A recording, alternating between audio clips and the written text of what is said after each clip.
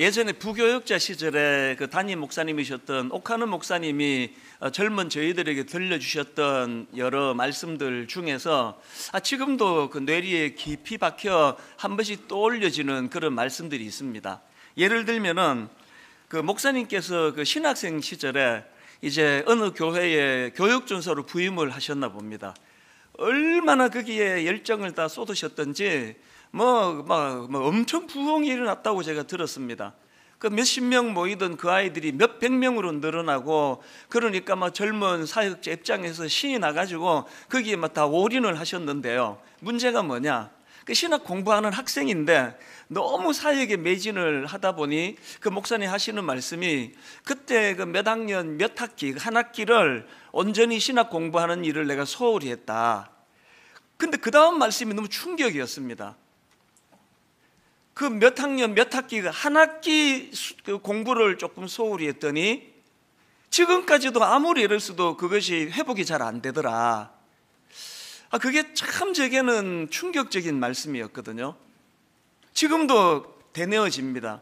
오늘 이 순간 이 시기에 해야 되는 일들을 놓치면 이거는 그 팔로우 하기가 그만큼 어렵다는 그 메시지로 들려지다 보니까 늘 일상에서 최선을 다하는 것이 얼마나 중요한가를 저는 목사님의 음성이 들리는 것처럼 제게 교훈이 될 때가 있습니다. 또 그런가 하면 또 이런 말씀도 기억이 나는데요.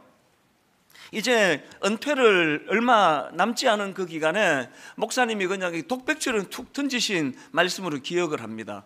무슨 말씀을 하시는가 하니까, 이제 내가 목회가 뭔지 조금 알 것 말 듯한데 이제 목회가 뭔지를 좀 알 것 같으니까 내 시기가 끝나버렸다.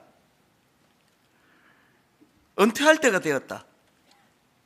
이게 제게 왜 충격이 되는가 하면 여러분 모두도 다 인정하시겠지만 옥하는 목사님은 적어도 제가 만난 이후로 제가 아는 바로는 곁눈질하면서 세월을 낭비한 적이 한 번도 없는 분이에요.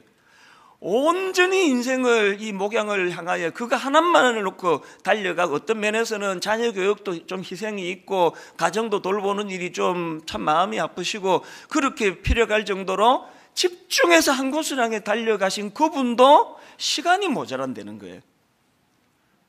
이게 참 충격이 됐는데 지금도 마찬가지입니다. 이게 인생의 재료가 이것도 결핍이고 저것도 부족하고 그래서 우리가 어려운 게 많은데 그 중에서 이 시간이 충분하지 않은 거, 이게 얼마나 우리로 하여금 긴장을 하게 만드는지 모릅니다. 그 생각을 할 때마다 저는 그 목사님의 육성이 막 들리는 것 같습니다. 제가 지난 송구 영신 예배를 마치고 우리 새아이에게 문자로 그 나폴레옹이 했던 경구 하나를 보내줬거든요. 이런 내용입니다. 오늘의 불행은 언젠가 내가 잘못 보낸 시간의 보복이다. 지난 연말부터 계속 이 나폴레옹의 경구가 제 마음에 되뇌어지는 겁니다. 오늘의 불행은 언젠가 내가 잘못 보낸 시간의 보복이다. 지나간 건 할 수 없고 오늘 내가 이 시간을 잘못 사용하면 더 나이가 든 어느 시점에서 그것이 나를 복수한다. 뭐로 의미하겠습니까? 하루하루 최선을 다해 살아가는 것의 중요함을 일깨우는 그런 경고 아닙니까? 그런가 하면은 새해 들어가지고 또 제 마음이 울림이 되는 영화 대사 하나가 또 있는데요. 인생을 낭비한 죄, 시간을 낭비한 죄. 이거는 그 빠삐용이라는 유명한 영화 대사에 나오는 한 대목인데요. 이제 그 주인공이 자기 아내를 죽였다는 억울한 누명을 쓰고 이제 감옥에 갑니다. 늘 그게 이제 억울하다 보니까요. 이제 깜빡 잠이 들었는데 꿈에 지옥의 재판관을 만납니다. 그래서 이제 꿈에서도 이제 호소를 하는 거예요. 재판관님, 저는 결백합니다. 저는 제 아내를 죽이지 않았습니다. 그랬더니 그 지옥의 사자가 하는 말이, 나도 안다. 그래, 너 사람 죽이지 않았다. 너는 살인과는 관계가 없다. 그렇다면 내가 무슨 죄로 이런 고통을 받아야 합니까? 그랬을 때 그 지옥의 재판관이 한 말이 이겁니다. 그것은 인생을 낭비한 죄, 시간을 낭비한 죄이다. 이게 원래 들어와가지고 이 짧은 대사가 자꾸 내 마음에 되뇌어지는 겁니다. 시간을 낭비한 죄. 이런 것들이 자꾸 이제 제 마음에 되뇌이다 보니까 오늘 본문 에베소서 5장 16절 말씀도 자꾸 묵상을 하게 되는 겁니다. 세월을 아끼라 때가 악하니라. 이 때가 악하다는 이 표현이 뭘 의미하는지는 뭐 여러 의미가 있겠지만, 여러분, 이 세상이 악하면 악할수록 우리 시간 도둑질을 많이 해먹는다는 그 차원으로도 이 말씀을 읽을 수 있는 거 아닙니까? 오늘날 저는 이 시대 청년들이, 청소년들이 불행한 게 난 그거라고 생각합니다. 시대를 잘못 만나가지고 괜히 이거 무슨 스마트폰이니 이거 별 필요도 없는 이런 걸 만든 이후에 이 청소년 길을 보내다 보니 시간 도둑질을 얼마나 많이 당합니까? 이 뭐 정신을 차릴 수가 없습니다. 그건 어른들도 마찬가지예요. 세월을 아끼라 때가 악하니라. 여러분, 여기 나오는 아끼라, 이 단어는 헬라어로 엑사고라조라는 단어인데요, 이 단어는 원래 사다, 대가를 지불하고 구해내다, 이런 뜻을 가진 단어입니다. 이게 뭘 강조하는 표현입니까? 그만큼 내게 주어진 시간이 소중한, 내 가진 모든 걸 다 주고 반드시 사야 되는 금은 보화와 같이 중요한 게, 그게 바로 내게 주어진 시간이다. 이걸 강조하기 위한 그 표현 아니겠습니까? 그러다 보니까 참 하나님께는 감사하는 일인데요, 요즘에 제 하루하루의 삶이 계속 이런 부분으로 참 기도 제목이 떠올려지는 그런 상황입니다. 저희 어머니는 이제 연세가 96세가 되시다 보니까 이제 노심초사 막내 아들 위하는 마음밖에 없으신 것 같아요. 그래서 전화를 드리면 거의 매일 똑같은 말씀을 하세요. 연세가 이제 들어가시는 그런 특징이기도 한데요, 하여튼 전에는 안 그러셨거든요. 주를 위해 충성해라, 늘 충성해라, 이런 말씀하셨는데 요즘에는 전화만 드리면 힘들어서 어떡하니, 얼마나 힘드니, 계속 그런 말씀을 하세요. 죽을 것 같지, 이런 말씀도 하세요. 얼마나 힘드니, 얼마나 힘드니 그러시면요, 제가 앵무새처럼 대사가 있습니다. 딱 두 마디 말씀을 드립니다. 첫 번째 마디가, 엄마, 우리나라 사람치고 이 정도 수고 안 하고 밥 먹는 사람 아무도 없습니다. 이게 내 첫 번째 드리는 말씀이고요. 그 다음 두 번째 드리는 말씀이 이겁니다. 엄마, 메뚜기도 한철인데 이렇게 필요할 때, 있을 때 열심히 해야 되지 않겠습니까? 언제까지 저를 이렇게 필요로 하겠습니까? 그러면 또 어머니는 금방 승복을 하세요. 네 말이 맞다, 끊자, 그리고 끝이에요. 그 내일 되면 또 똑같은 말씀을 하세요. 얼마나 힘드니, 죽을 것 같지? 그럼 똑같은 말 또 드려요. 그럼 네 말이 맞다. 이게 지금 계속 반복이 되는 그런 일상을 보내고 있는데요, 사실 저희 어머니께 드리는 제 답은 이거 정직한 제 고백입니다. 진심입니다. 이 나 같은 촌놈을 하나님이 이렇게 쓰임새 있도록 인도하시는데 이 얼마나 감사한 일이며, 그리고 메뚜기 한철 아닙니까? 이제 60이 됐는데 언제까지 제가 이렇게 쓰이겠냐고요. 그래서 제가 요즘에는 이런 생각을 하면은 이게 군가처럼 계속 이제 되뇌어지는 찬양이 하나 있는데요. 어두운 밤 쉬되리니 내 직분 지켜서 찬 이슬 맺힐 때에 즉시 일어나 해 돋는 아침부터 힘써서 일하라. 일할 수 없는 밤이 속히 오리라. 맨 끝에 하나 불러드리려고 처음부터 다 부른 거예요. 일할 수 없는 밤이 속히 오리라. 이게 요즘 제 마음에 계속 되뇌어지니까 일할 수 있는 이 현실이 너무너무 감사한 거예요. 옛날에는 사실 순장님이 이제 한 몇 년 하다가 목사님 이제 좀 지쳐서 쉬어야 되겠습니다 할 때 내가 불러주던 그 찬양이었는데요, 일할 수 없는 밤이 속히 오는데 조금만 더 힘내시죠, 그런 뜻으로 저 찬양을 제가 주로 많이 인용했는데요, 요즘에는 진짜 내 영혼에게 제가 부르는 찬양이에요. 감사로 부르는 찬양이에요. 일할 수 없는 밤이 속히 올 텐데 오늘도 이렇게 힘을 얻어 예배를 인도하고 말씀을 전하고 상담을 하고 우리 교역자들을 또 섬기고 이럴 수 있는 일이 얼마나 감사한 일인가. 그래서 일할 수 없는 밤이 속히 올 것이라는 것을 기억하면서 기회 있을 때 충성을 다하는 그런 종이 되기를 원한다. 이런 마음의 다짐을 계속 이제 하게 되는 것입니다. 이런 점에서 저는 오늘 본문 세월을 아끼라 때가 악하니라 이 말씀을 가지고 우리가 한번 좀 말씀을 돌아보고 점검해 보기를 원하는데요. 자, 여러분, 이 본문 전후의 말씀을 쭉 살펴보다 보니까 하나님께서는 우리가 세월을 소중히 여기는 삶을 살기 위하여 몇 가지 그 지침이라 그럴까요? 우리에게 주시는 그런 말씀이 있는 것을 깨달을 수가 있습니다. 이것들을 좀 살펴보려고 하는데, 자, 첫째로요, 우리가 세월을 소중히 여기는 삶을 살기 위해서는 현재 자기의 삶을 주의 깊게 돌아보셔야 된다는 거예요. 현재 오늘의 내 모습을 주의 깊게 살펴보는 것으로부터 세월을 아끼는 이런 하나님의 은혜를 누릴 수 있게 된다는 겁니다. 에베소서 5장 16절에서 세월을 아끼라 때가 악하니라 이 말씀 바로 앞에 이런 말씀이 나옵니다. 15절 세 번역으로 보니까 그러므로 여러분은 어떻게 살아가야 할지를 살피십시오.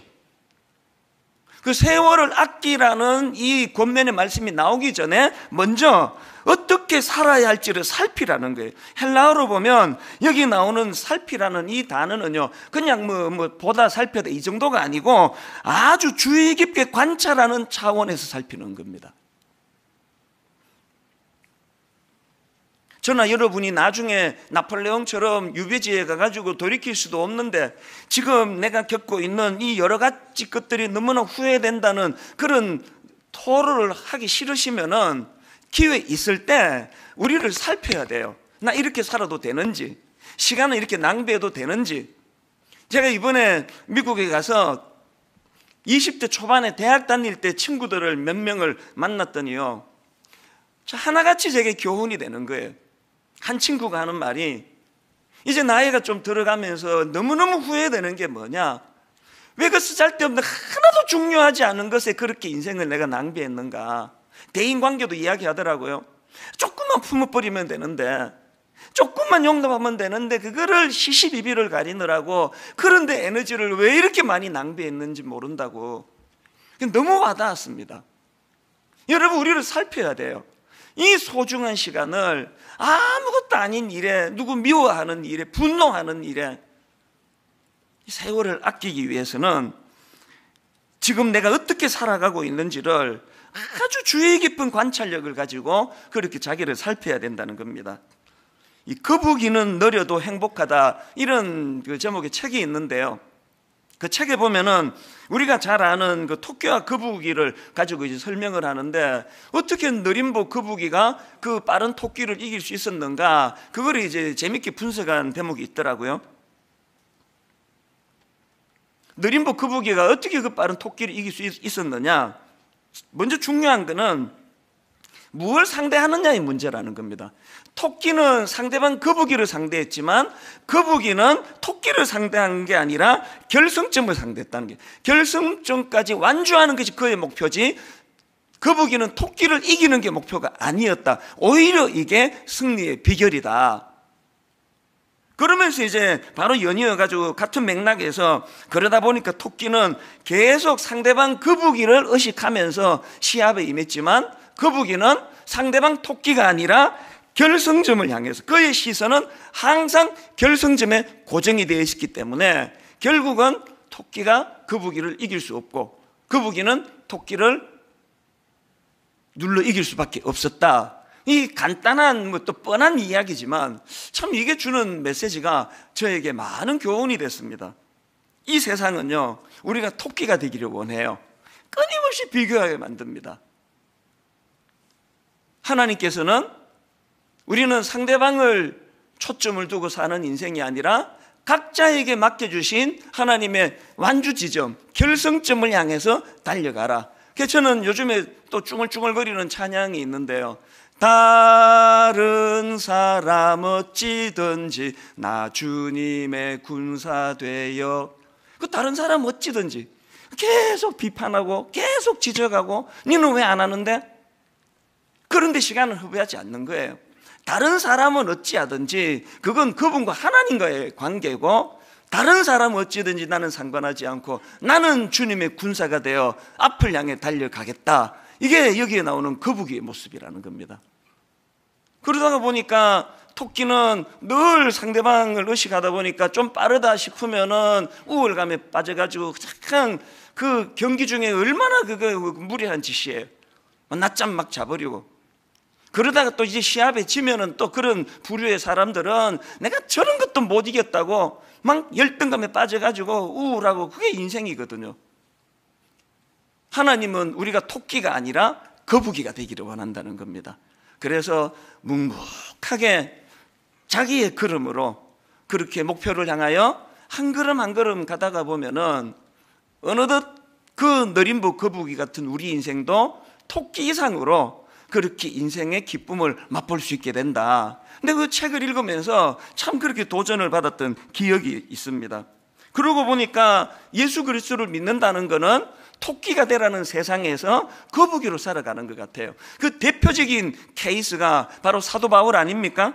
그는 예수 그리스도를 만난 이후로 빌립보 3장 12절 내가 이미 얻었담도 아니요 온전히 이루었담도 아니라, 내가 이미 얻었담도 아니요 온전히 이루었담도 아니라 오직 내가 그리스도 예수께 잡힌 바 된 그것을 잡으려고 달려가노라. 예수 믿는 사랑하는 성도 여러분 이렇게 살고 계세요? 무엇으로 에너지를 이렇게 낭비하고 계십니까? 우리 애보다 옆집 애가 이번에 좀 더 좋은 학교 들어간 것 때문에 계속 거기에 에너지가 지금 소진되고 있는 분 계시면은 오늘 마음을 다 잡으시면 좋겠습니다. 하나님, 우리 아이의 상대는 옆집 아이가 아니라 우리 아이의 상대는 결승점입니다. 우리 아이가 속도가 얼마나 느린지 얼마나 빠른지 거기에 내가 관여하지 않고, 저는 우리 아이가 목표를 향하여 달릴 수 있는 그런 자녀가 되도록 하나님께 기도하며 하나님을 의지하기 원합니다. 이게 오늘 본문에서 우리가 얻어야 되는 메시지라는 것입니다.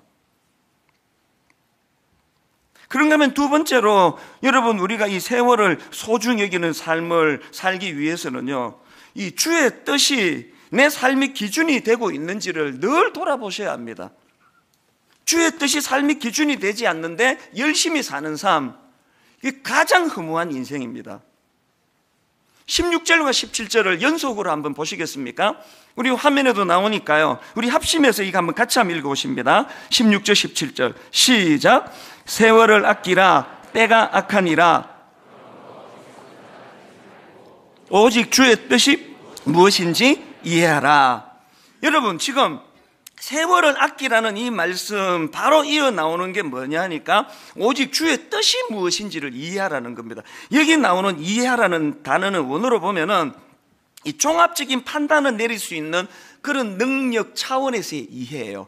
종합적인 판단을 가지고 이해하는 이해력, 이게 얼마나 중요합니까?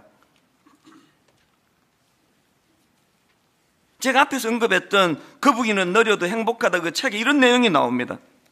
한번 내용을 들어보십시오. 오늘날 토끼 같은 청춘들이 얼마나 많은가. 그들은 이리 뛰고 저리 뛰고 열심히 무언가를 위해 달리지만 자신이 어디로 가고 있는지에 대한 방향을 잃어버렸다. 비전이 없다는 것은, 잘 들어보세요. 비전이 없다는 것은 목적지를 알지 못하고 태평양 한가운데에서 그저 노를 젓고 있는 모습과도 같다. 너무나 제게 와닿는 말씀입니다. 목적지를 알지 못하고 태평양 한가운데서 그저 노를 젓고 있는 모습, 이게 주님의 뜻이 자기 삶의 기준이 되지 않은 채 열심히만 사는 사람들이 가지는 허무예요. 태평양 바다에서 막 열심히 노를 젓는데 왔다 갔다 그 자리예요. 방향이 없는 거거든요. 사도 바울이 다메섹 도상에서 예수님을 만난 이후로 그 인생의 결정적인 삶의 변화가 이거 아닙니까? 사도행전 20장 24절 얼마나 뚜렷한 방향과 목표와 목적이 있었던지 이렇게 고백합니다. 내가 달려갈 길과 주 예수께 받은 사명 곧 하나님의 은혜의 복음을 증언하는 일을 마치려면 나의 생명조차 조금도 귀한 것으로 여기지 아니하노라. 여러분이 하나밖에 없는 자기 목숨을 난 이것을 위하여 난 던질 준비가 되어 있다, 이런 확신을 가진 그 무엇을 발견한 인생, 행복한 인생 아닙니까? 지금 이 코로나 바이러스를 유시해가지고 전 세계적인 지금 혼란, 이거는 지금 표류하는 배와 같습니다. 왜 이렇게 두려운 거예요? 저 목회 30년 동안에 이렇게까지 예배가 흔들거려 본 적은 전 세계적으로 일어나고 있는 이런 현상은 정말 두려운 일이에요. 왜 이렇게 두려우세요? 한치 앞을 모르니까요. 예배 왔다가 누가 이걸 옮길지 모르니까. 그냥 두려운 거예요. 공포스러운 거예요. 그저께 저랑 가깝게 지내는 어떤 교수님이 이 시대 현상을 참 역시 전문가들은 달라요. 딱 세 줄로 딱 분석한 글을 제게 보내왔습니다. 딱 첫 줄이 이렇습니다. 모든 시대. 화면으로도 좀 부탁을 했거든요. 모든 시대, 권위자가 있던 시대, 포스트 모던 시대, 이 시대죠. 포스트 모던 시대, 권위가 상대화되는 시대, 포스트 모던 시대, 각자가 신이 되는 시대. 딱 이 하나로 이 시대 현상을 설명을 했더라고요. 그런 그 뉴스 신문 기사 다 읽으셨겠지만요, 2000년대 이전에는 이런 종류의 바이러스를 듣지도 보지도 못했다는 거예요. 왜 자꾸 이런 일이 발생을 하는 겁니까? 각자가 신이 돼버리니까요. 각자가 기준이 돼버리니까요. 절대적인 어떤 중심이 없다가 보니까 태평양 바다에서 노는 열심히 졌는데 어디로 가는지 아무도 몰라요. 이것이 집단화가 되니까 저는 너무 공포스러운 게요. 이거야 이제 또 곧 끝나겠죠. 어떤 괴물 같은 게 또 치고 들어올지, 무엇이 우리를 위협할지 알 수 없는, 한치 앞도 알 수 없는 이런 시대가 돼버린 게 왜 그러냐? 저는 이게 잠언 21장 5절에서의 말씀과 맥락이 있다고 생각하는데요. 잠언 21장 5절을 보십시오. 부지런한 자의 경영은 풍부함에 이를 것이나 조급한 자는 궁핍함에 이를 따름이니라. 보통 우리가 알기로 부지런한 거에 반대되는 개념은 게으른 거 아닙니까? 부지런한 자에 반대되는 개념은 게으른 자인데요, 여기 보니까 부지런한 자의 반대 개념이 조급한 자라는 거예요. 여기 나오는 부지런한, 이건 히브리어로 하루츠라는 단어인데요, 이 하루츠라는 단어가 형용사로 사용이 되면 날카로운, 부지런한 이런 의미로 사용이 되는데, 이게 명사형으로 사용이 되면 단호한 결의, 이런 뜻으로 사용이 된다는 겁니다. 그래서 그 트럼프 롱맨 교수 같은 분은 이 구절을 설명하면서 이 부지런한 자를 결의가 굳은 자로 해석을 합니다. 결의가 굳은 자의 특징이 뭐라고요? 조급하지 않다는 겁니다.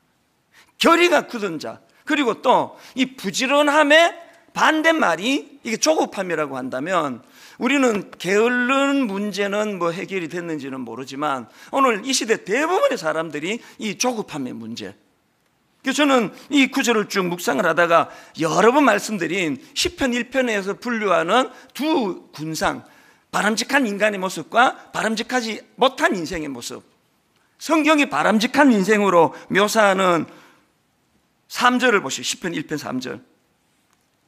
그는 시냇가에 심은 나무가 철을 따라 열매를 맺으며 그 잎사귀가 마르지 아니한 같으니 그가 하는 모든 일이 다 형통하리로다. 그 다음에 바람직하지 못한 인생, 지혜롭지 못한 인생, 악인으로 표현되는 4절입니다. 악인들은 그렇지 아니하며 오직 바람에 나는 겨와 같도다. 이 조급한 자 아닙니까? 오늘 이 시대는 바람에 나는 겨와 같은 인생이 바람직한 인생이라 그럽니다. 새벽에 일어나 밤 늦게까지 달리고 시류에 민감하고 시사 잡지 몇 개씩 읽어보고 늘 민첩하게 움직이는데 바람에 나는 겨예요. 향방 없이 막 정신없이 분주하게 사는데, 막 숨이 안 쉬어질 정도로 바쁘게 사는데 태평양 바다에서 노젓고 있는 거예요. 맨날 그 자리예요. 그래서 허무한 거 아닙니까? 그렇기 때문에 우리는 세월을 아끼는 삶을 살기 위해서는 내가 얼마나 부지런히 살고 있느냐 이것도 점검해야 되지만 뭘 점검하셔야 됩니까? 주의 뜻이 내 삶의 기준이 되고 있는가? 다른 말로 내게는 뚜렷한 삶의 기준이 있는가? 나는 비록 느리지만 거북이와 같이 목표 지점이 뭔지를 정확하게 파악하고 있는가? 그 목표 지점을 향하여 발걸음을 내딛고 있는가?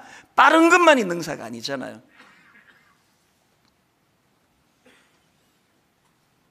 그런가 하면은 마지막 세 번째로 이 세월을 아끼는 삶을 위해서는 성령님에 의해 충만하게 되어야 된다는 사실을 늘 우리가 되돌아보셔야 되는 겁니다.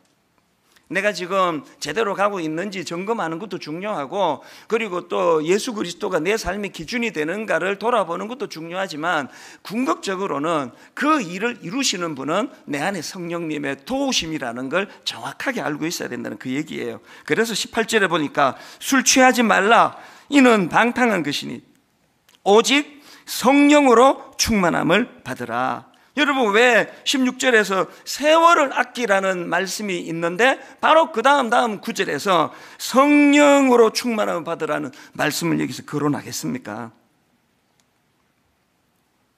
우리 모든 삶의 영역에 성령으로 충만함이라는 것이 절대 필수 조건이지만, 이 세월을 아끼는 문제에도 성령님의 인도하심이 필요하다는 겁니다. 그리고 여러분 다 아시지만 이 성령 충만을 설명하면서 바로 앞에 술 취하지 마라, 술 취하지 마라. 경험해 보신 분은 다 아시겠지만 이 술에 취하면은 평소에 자기가 갖고 있던 판단력, 분별력, 자제 다 잃어버리는 거 아닙니까? 그래가지고 그렇게 평소에 점잖던 어떤 교수님이 술자리에서 그만 실수를 하는 바람에 교직에서 그렇게 강제로 떠나는 그런 일이 일어나고, 정치가들에게도 그런 일이 일어나고, 그 모든 것들이 술의 영향력 아래 놓여있기 때문에, 이런 점에서 저는 한국 초대교회에 내 머릿속에 내 고맙게 생각합니다. 술 마시지 마라. 우리는 적어도 그런 실수할 일은 없거든요. 왜 성령으로 충만하라는 이 말씀을 술에 취하는 것으로 비교해서 설명을 하는지 아시겠죠? 이거 영향력의 문제라는 겁니다. 우리가 성령님의 영향력 아래 있으면 우리는 그분의 지도를 받게 돼 있고, 그분의 영향력 아래 있게 된다면 세월을 아낄 수밖에 없는 거 아닙니까? 제가 이번에 미국에 가가지고 이제 시차 때문에 막 잠이 안 오고, 그래서 이제 인터넷을 어떻게 검색하다가 보니까 그 골목 식당이라고 하는 그거를 보여주더라고요. 그래서 제가 길게도 아닙니다.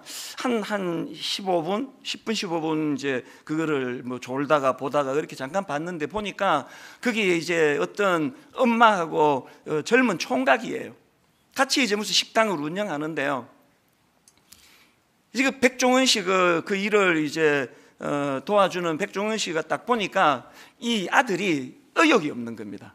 그래서 이 주머니에 손 넣고 계속 으실렁거리고 뭐를 해도 그 의욕이 없고 그러니까요. 그래서 이제 제가 딱 본 그 프로에서 막 엄청나게 막 혼을 내는 공개적으로 얼굴이 화끈거릴 정도로 뭐 하고 있느냐고, 이렇게 의욕이 없어서 무엇에 쓰이겠냐고 막 그렇게 야단을 치니까요.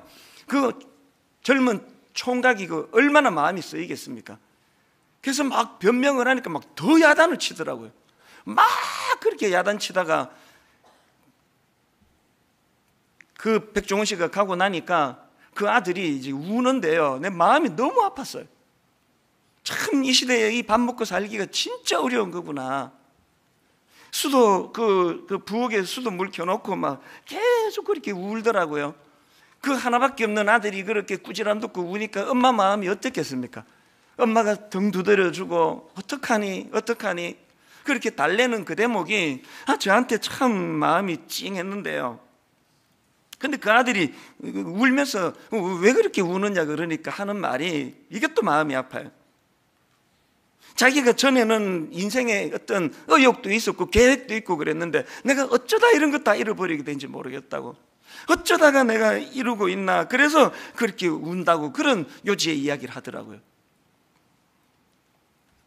근데 맨 마지막에 그 아들이 한마디 하는 말이 속이 후련하다는 겁니다. 그 꾸지람 듣고 정신이 번쩍 든다고. 거기까지 보고 제가 지난주에 한국으로 돌아와가지고 막 찾아가지고 봤어요. 그다음 어떻게 됐는가. 대반전이 일어났습니다. 그 짧은 일주일 사이에 이 아들이 대호각성하고 그 백종원 씨가 가르치시는 그 조리법을 가지고 뭘 하나 개발해내고 음식 맛이 확 달라지고, 그래서 잠깐 그 프로를 보면서 제 마음에 무슨 생각이 스쳐 지나갔느냐 하니까요, 이게 나이가 들어갈수록 참 가슴 아픈 현상이에요. 나한테는 백종원 씨 같은 좋은 자가 없는데, 옥하는 목사님 돌아가실 때 제일 슬펐던 게 그거예요. 목사님 계실 때는요, 딱 화요일날 전화가 오세요. 월요일 하루 쉬게 내버려 두시고 화요일 오후에 전화가 오세요. 네 설교 잘 듣고 있다. 그 한마디에 모든 게 다 들어있는 거예요. 네 설교 잘 듣고 있다. 늘 긴장하고 늘 조심하고 한 번씩 찾아뵈면은 이렇게 지적을 해주시고 그랬는데, 옥하는 목사님 돌아가시고 제가 나이가 60살이 되고 이러다가 보니까 저에게는 그렇게 지적해 줄 백종원 씨 같은, 옥하는 목사님 같은 분이 안 계세요. 그래서 제가 이 프로를 보고 며칠 시간이 지나고 마음에 불쑥 든 생각이 뭐냐 하니까, 그래서 내가 의지해야 되는 건 성령님.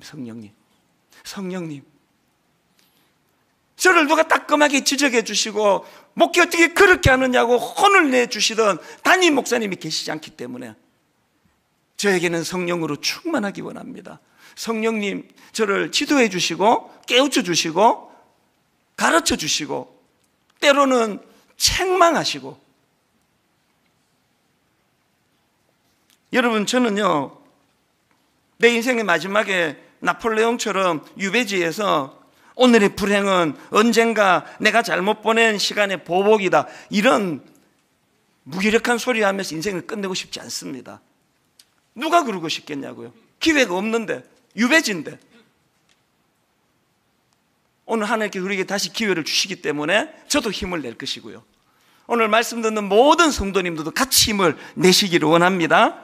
성령님을 의지하여 더욱 성령으로 충만하여 그분이 저를 견인해 주셔서 의욕을 잃어버린 그 TV 프로에 나오는 그 젊은 청년처럼 그 따끔한 지적 앞에 다시 한번 힘을 얻어 달려가는 그런 성령님의 인도하심으로 인해 삶의 의욕이 회복이 되고 잘못된 방향이 되찾아지는 그런 믿음의 성도님들 되시기를 바랍니다.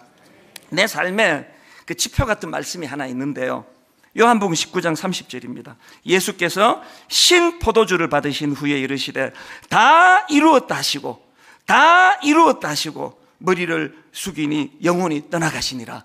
예수님은요, 이 마지막 이 한마디를 선포하시기 위하여 모든 걸 견뎌내시고 결국은 다 이루었다.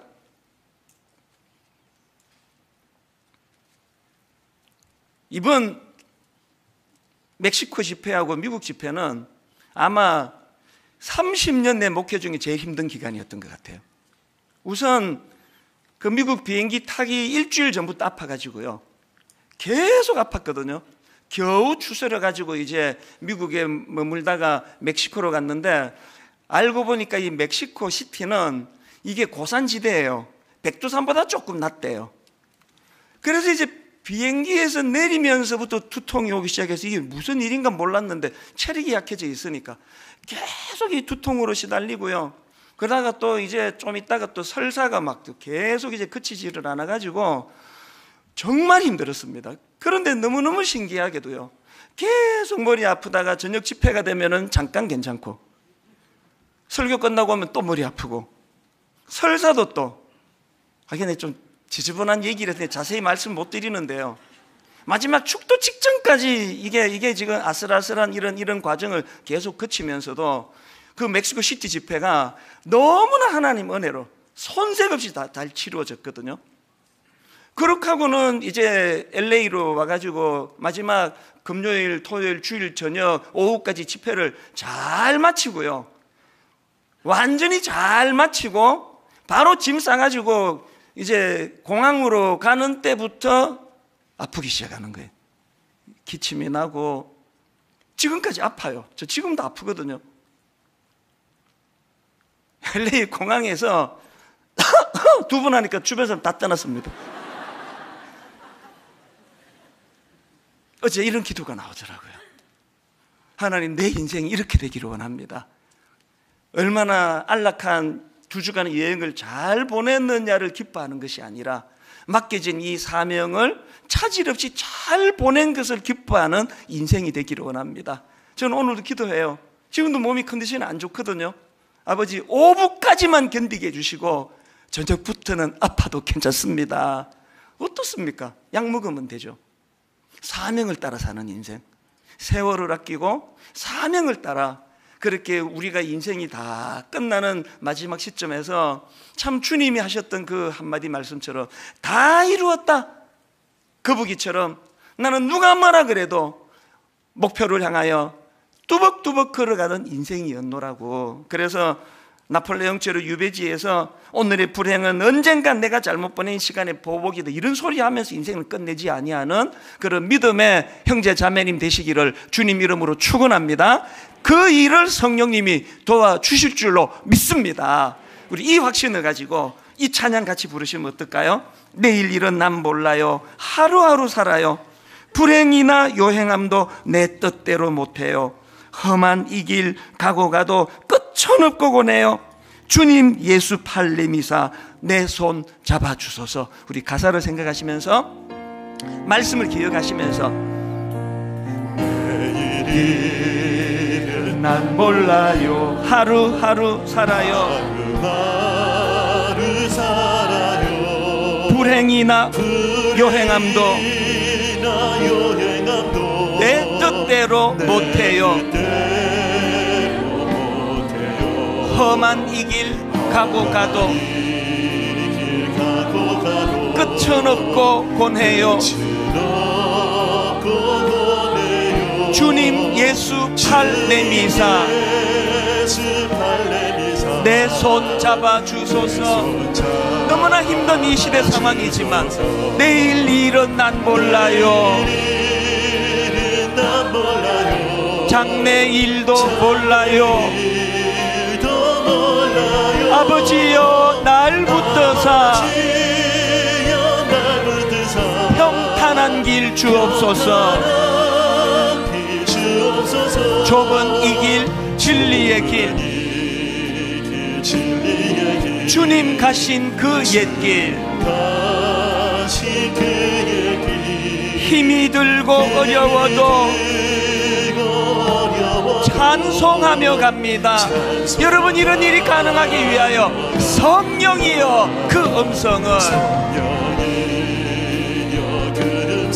항상 들려주소서. 혼자 던져진 존재가 아닙니다. 내 마음은 정했어요. 변치 않게 하소서. 내일 일은 난 몰라요, 장래일도 몰라요, 아버지여 아버지여 주신 소명 이루소서.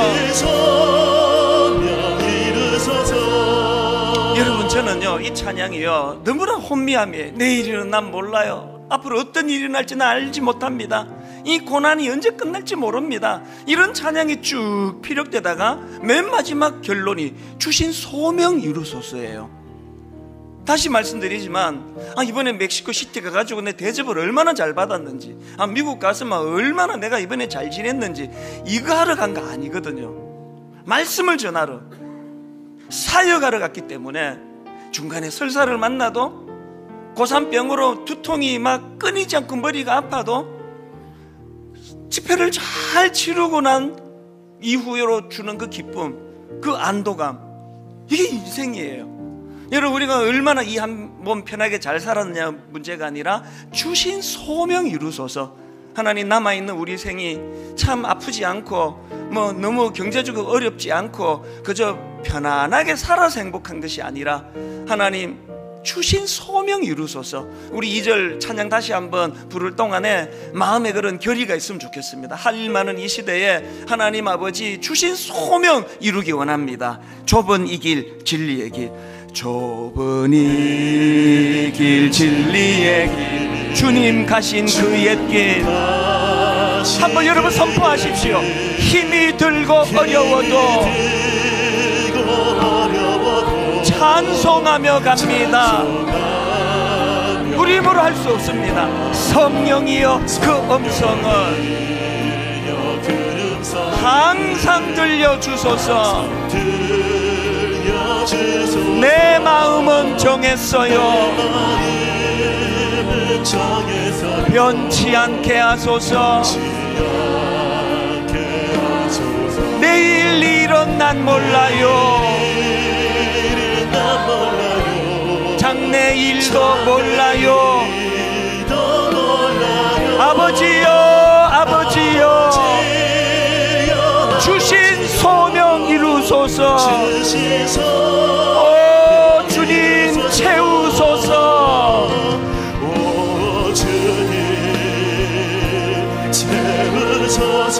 나의 잔을 높이 듭니다. 하늘 양식 내게 채워주소서. 내게 채워주소서. 넘치도록 채워주소서. 우리 다시 한번 선포합니다. 오 주님 채우소서.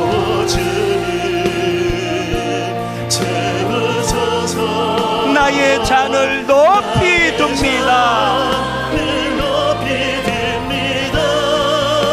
하늘 양식 내게 채워주소서.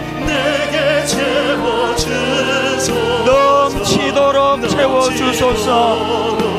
우리가 자리에서 일어나셔서 우물가의 여인처럼 난 구했네. 뭘 구했습니까? 헛되고 헛된 것들을. 그때 주님 하신 말씀, 내 세매와 생수를 마셔라. 오 주님 채우소서. 나의 잔을 높이 둡니다.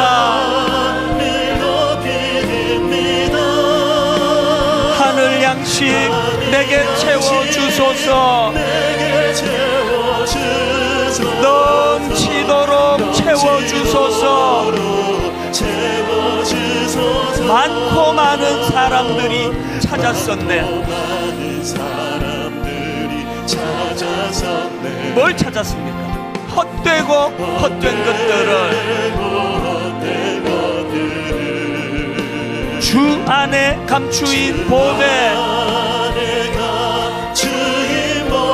세상 것과 난 비길 수 없네. 오 주님 채우소서. 나의 잔을 높이 듭니다. 늘 높이 듭니다. 하늘 양식 내게 채워주소서. 내게 채워주소서. 넘치도록 채워주소서. 우리 마지막으로 전심을 다하여 선포합니다. 오 주님 채우소서.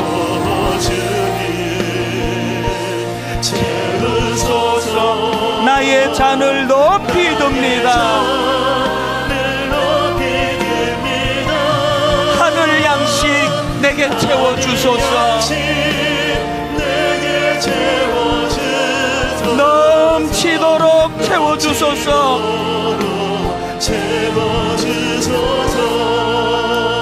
우리 합심에서 기도할 때 하나님, 우리 인생의 마지막 날 회환과 후회와 어떻게 인생을 이렇게 살았냐고 하는 그런 돌이킬 수 없는 후회로 끝내지 않을 수 있도록 우리 주님처럼 십자가상에서 다 이루었노라고, 맡겨진 역할을 잘 감당할 수 있게 되었노라고, 편하게 사는 것이 행복한 삶이 아니라 주신 소명 감당하는 삶 되기를 원합니다. 오늘 말씀 기억하시면서 통성으로 기도하시고 온 세계적으로 혼란을 겪고 있는 아버지 이 시대를 불쌍히 여겨주시기 원합니다. 함께 통성으로 같이 기도하시겠습니다. 살아계신 하나님 아버지, 하나님의 은혜를 이 시간 완전히 사모하며 구합니다.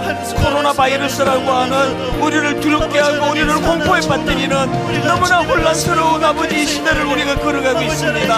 하나님 아버지, 하나님 없는 인생, 하나님 없는 이 시대, 그저 제 멋대로 하나님 자리에 올라가 오늘 이런 재앙과 같은 일들이 끊임없이 일어나고 있는 현실입니다. 우리를 불쌍히 여겨주시고 우리 각자가 회개의 자리로 나아가기를 원합니다. 우리 각자가 회개의 자리로 나아가 주님의 은혜를 구합니다. 주신 소명 이루소서를 고백할 수 있는 믿음과 그런 은혜를 하나님 우리에게 더하여 주시기를 원합니다.